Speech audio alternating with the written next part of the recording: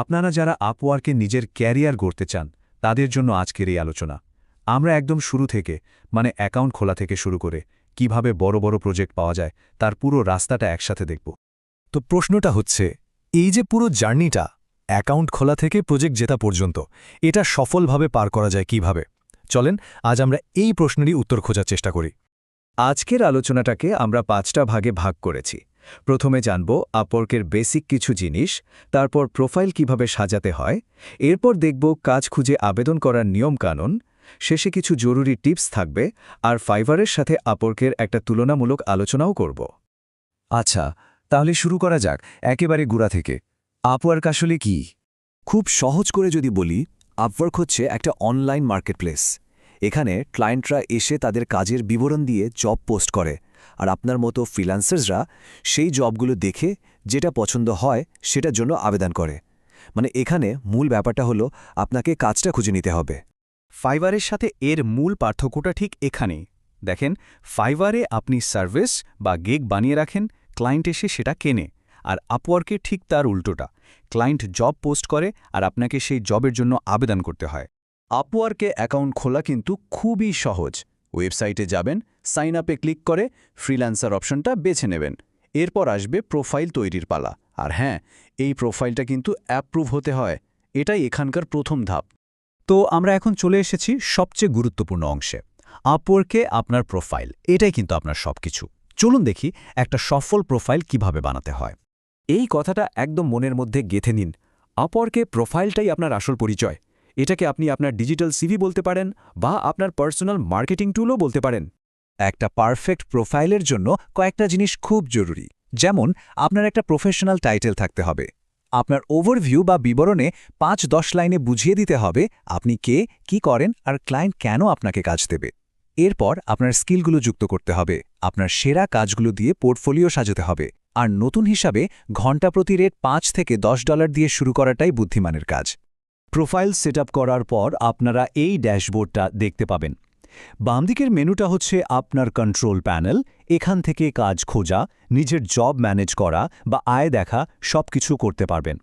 আর উপরের মেনুটা মূলত সার্চ আর নোটিফিকেশনের জন্য। ওকে, প্রোফাইল তো রেডি। এখন আসল কাজটা কিভাবে করতে হবে, মানে কিভাবে জব খুঁজে আবেদন করবেন, চলেন সেই ব্যাপারটা দেখে নেই। প্রসেসটা খুবই সোজা। প্রথমে ফাইন্ড ওয়ার্ক ট্যাবে যাবেন। সেখানে অনেক জব লিস্ট করা থাকবে। নিজের স্কিলের সাথে মেলে এমন একটা জব বেছে নিয়ে অ্যাপ্লাই নাওতে ক্লিক করতে হবে। কিন্তু আসল কাজটা শুরু হবে এর পরেই, আর সেটা হলো প্রপোজাল লেখা। জেনে রাখুন, এই প্রপোজালটাই কিন্তু আপনার আবেদনের সবচেয়ে গুরুত্বপূর্ণ অংশ। কারণ এটাই ক্লায়েন্টকে বোঝানোর একমাত্র সুযোগ যে আপনি এই কাজের জন্য সেরা ব্যক্তি। একটা ভালো প্রপোজালের একটা স্ট্রাকচার আছে। প্রথমে ক্লায়েন্টকে সম্ভাষণ জানান। এরপর দেখান যে আপনি তার সমস্যাটা ঠিকঠাক বুঝতে পেরেছেন। তারপর আপনার সমাধানটা কি সেটা বলুন। আপনার পোর্টফোলিওর একটা লিঙ্ক দিন, আর শেষে একটা কল টু অ্যাকশন দিন। মানে তাকে বলুন এরপর কি করতে হবে।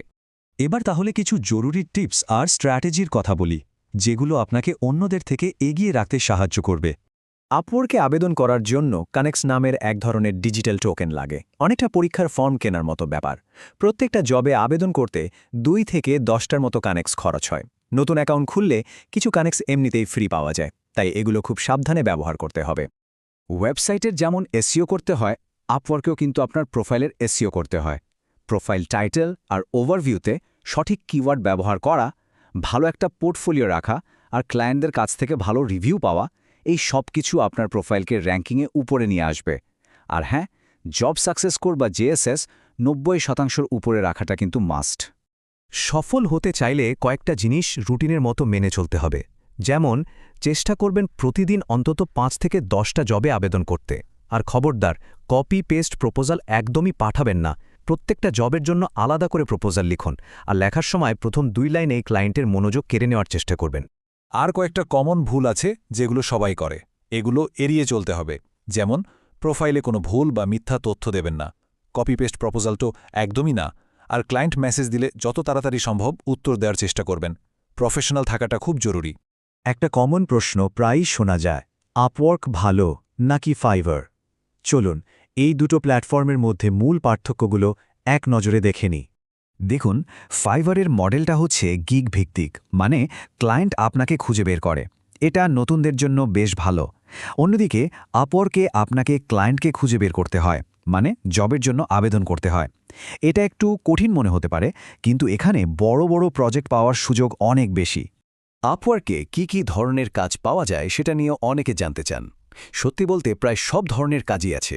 Web development, graphics design, data entry, video editing, digital marketing, লিস্টটা অনেক লম্বা।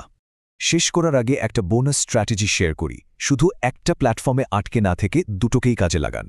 ফাইভারকে ব্যবহার করুন প্যাসিভ ইনকামের জন্য, আর আপওয়ার্ককে ব্যবহার করুন বড় আর হাই ভ্যালু প্রজেক্ট ধরার জন্য। এটা একটা দারুণ কম্বিনেশন হতে পারে। তো আজকের এই পুরো আলোচনা শোনার পর একটু ভেবে দেখুন তো, আপওয়ার্কের এই লম্বা জার্নিতে সফল হওয়ার জন্য সবচেয়ে জরুরি প্রথম পদক্ষেপ কোনটা? উত্তরটা কিন্তু আপনার নিজের মধ্যেই আছে।